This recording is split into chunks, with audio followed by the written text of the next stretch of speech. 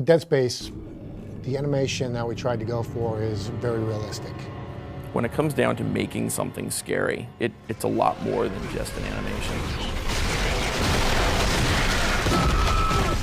One of the things about game animation is, especially with the main character, gameplay comes first.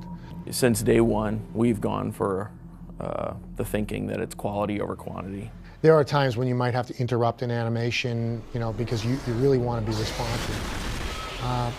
And that takes a lot of, kind of blending between animations, and that's one of the harder things to get right, because you don't want him to, you're just kind of running, then stop, and there's a weird animation of him attacking. So that takes a lot of work.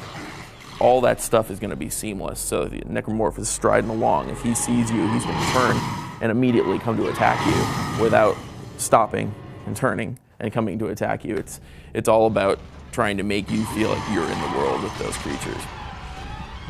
Isaac has a whole new set of animations in Zero Gravity. With Isaac, we tried to figure out a way that we could mocap Zero-G.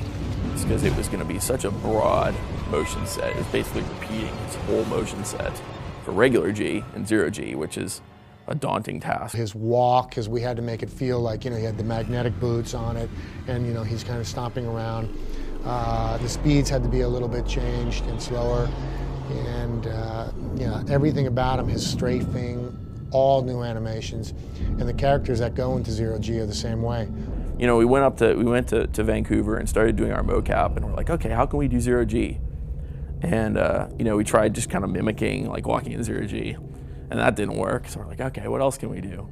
And the one thing we came up with that was close was we had a couple of the guys at the studio tie bungee cables to my legs and then walk behind me with the bungee cables as I kind of like did this big sort of stepping look. And so that's what we started with Zero-G, and surprisingly enough, it actually gave a pretty good sort of like magnetic boot sort of feel walking.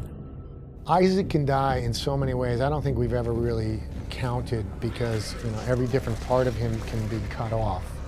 Maybe I'm just a demented person, I don't know, but I would as soon as I would see a character and I would see the blades, or I would see the spikes coming out of the guy's back, I'm thinking to myself, I can totally picture one of those spikes like going up underneath Isaac's helmet and then just tearing his face off. We figured if you're gonna die in the game, let's make it as entertaining as hell. And so we got some pretty entertaining deaths.